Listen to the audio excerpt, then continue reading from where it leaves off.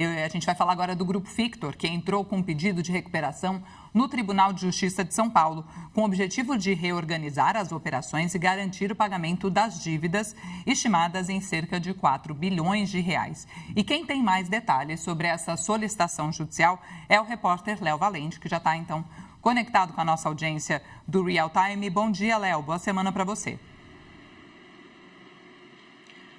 Bom dia, Natália. Bom dia a todo mundo que está acompanhando o Real Time aqui com a gente. Como você falou, essa decisão foi confirmada, né, pelo nosso repórter Rafael Coracini, que teve acesso, né, ao comunicado que foi divulgado pelo Grupo Fictor, tomando essa decisão de pedir essa recuperação judicial na Justiça de São Paulo, que foi atendido, né? Esse pedido foi atendido, como você falou, para honrar esses 4 bilhões de reais em dívidas e, de acordo com o grupo, também evitar uma corrida aos recursos, né, retirada também, e fazer com que esses pagamentos sejam feitos dentro do que prevê a lei de recuperação judicial aqui no nosso país, né? São cerca de 180 dias, cerca de 6 meses, em que o grupo tem o prazo, né? Esses pagamentos ficam suspensos, as cobranças também ficam suspensas, para que esses pagamentos possam ser feitos dentro desse processo de reestruturação e que, de acordo com o grupo, tem o objetivo tanto de preservar os empregos, né,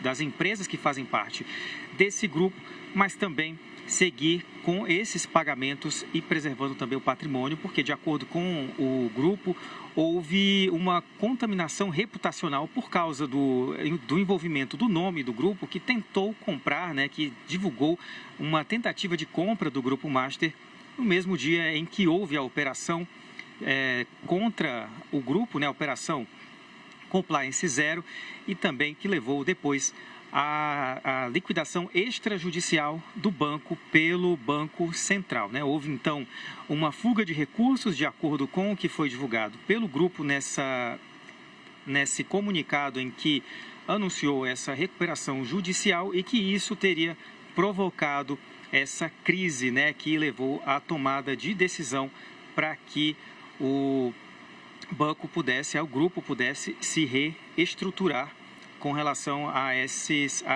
pagamentos que foram comunicados, né, esses 4 bilhões, né? De acordo com a nota, né, divulgada pelo grupo, né, o pedido de recuperação judicial é consequência dessa crise de liquidez momentânea originada a partir de 18 de novembro do ano passado, quando o Banco Central decretou a liquidação do Banco Master. A nota segue ainda dizendo que a reputação do grupo foi atingida por especulações de mercado que geraram um grande volume de notícias negativas, atingindo duramente a liquidez da Fictor Invest e da Fictor Holding. E que o objetivo agora também dessa recuperação judicial é preservar uma das empresas que fazem parte do grupo, a Fictor Agro, e que tem que gera, né, cerca de 3.500 empregos diretos e outros 10 mil indiretos, e também fazer com que esses pagamentos, né, houve já uma reestruturação do grupo com a redução do número de funcionários, e também manter os pagamentos desses direitos trabalhistas e, além disso, seguir também com o pagamento desses credores dentro desse prazo previsto por lei, né? São 4 bilhões. E houve também um comunicado dizendo que o grupo pretende realizar a quitação desses débitos, né, dessas dívidas, sem nenhum tipo de deságio, ou seja, sem nenhuma desvalorização daquilo que seria devido aos credores nesse processo de recuperação judicial. A nota diz ainda, né, que o pedido de recuperação foi solicitado, né, tutela de urgência para suspender execuções e bloqueios no período inicial de 180 dias, reduzindo o risco de corridas individuais que pressionem ainda mais a liquidez e prejudiquem uma solução coletiva e que seja igualitária para todos os credores, né? Todos aqueles que ainda têm recursos a receber do grupo. Essas, então, são as informações que foram divulgadas pelo grupo e que seguem com essa autorização da Justiça do Estado de São Paulo para início do processo de recuperação judicial do Grupo Fictor, né? O pedido, né, ainda de acordo com essa nota divulgada, não inclui as subsidiárias que devem seguir com as rotinas, contratos e projetos. Natália. Muito obrigada, Léo Valente, pelas informações. E claro que a gente continua, né, debruçado sobre essa história. Tendo novidades, por favor, só chamar e voltar aqui ao vivo. E ainda sobre essa situação do Grupo Fictor, a gente conversa agora com o Rodrigo Loureiro, né, para entender melhor o peso disso, as relações com o noticiário recente também, Loureiro. Chama muito a atenção esse caso do Fictor, né, Nath? Porque meses atrás o Fictor estava tentando comprar um Master e agora tem uma crise de liquidez. Ninguém tenta comprar um ativo se você não tem dinheiro, se você está prevendo que você vai ter um problema financeiro, você não começa a gastar mais. É basicamente uma lei da economia. Então, é um caso atípico, Nath. Então, vamos explicar um pouquinho desse caso. Olha só, não é algo ilegal, não é errado o Fictor tentar comprar um Master, não é por aí. É um caso atípico, por quê? Porque quem não tem dinheiro, geralmente economiza as contas e depois você arruma a casa, faz uma poupança, junta um dinheiro e depois você compra um ativo, você aumenta a sua operação. É como um consumidor comum, ele quer reformar a casa, mas ele não tem dinheiro, primeiro ele paga as contas, depois ele arruma, depois ele faz o seu cofrinho ali para reformar a sua casa. Bom, o caso do Fictor, ele é atípico, mas ele tem uma explicação.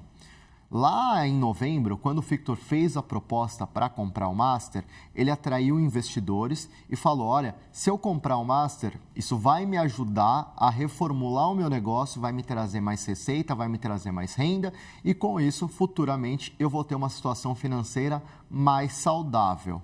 No dia seguinte da proposta do Fictor, o Banco Central liquidou a operação do Master.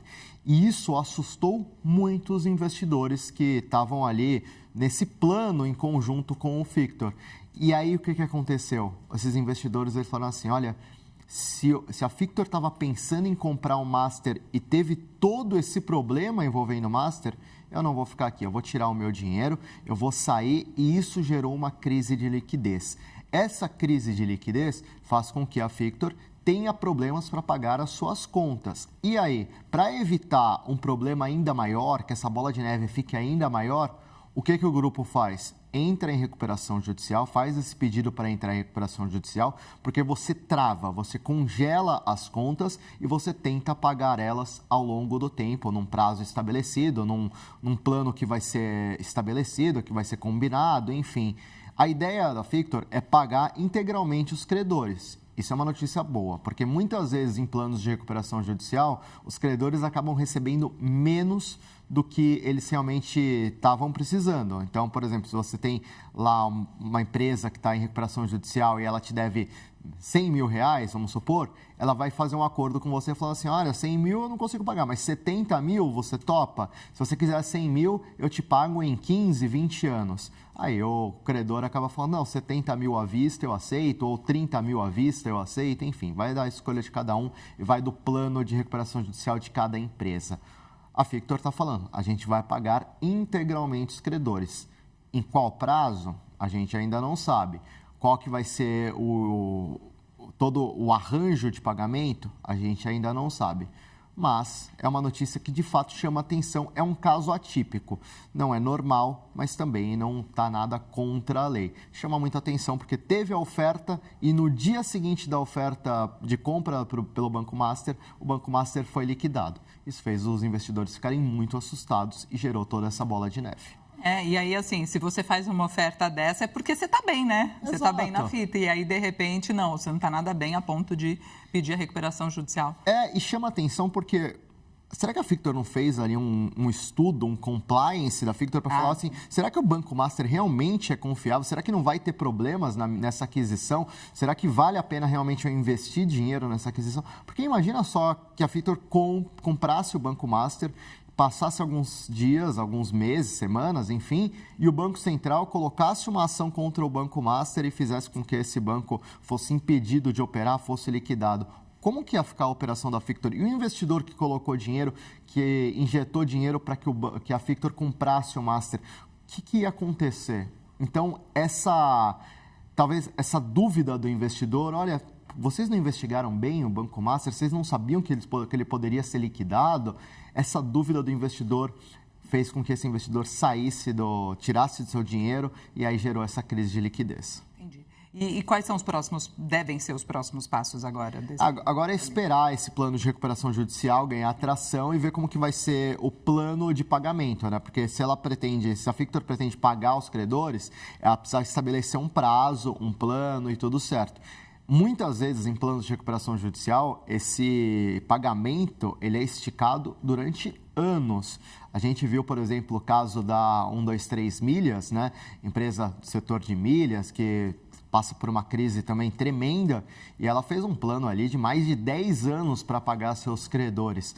Então, é normal que nesses planos de recuperação judicial os prazos sejam muito longos. É ruim para o credor, né? Ele tem um deságio ali, ele fica com aquele dinheiro travado, esse dinheiro só é corrigido pela inflação e olhe lá. Então, é um dinheiro que acaba não sendo investido em outros ativos, mas é o jeito, né? Não tem muito o que fazer, são as formas judiciais que estão operantes atualmente no Brasil. Nath. Lembrando, o Fictor não é um banco, né? Não tem nem autorização para operar como uma instituição financeira. É uma holding de investimentos, é assim? Exato. É um conglomerado que atua em diversos setores. Não é um banco propriamente dito, não pode atuar como um banco.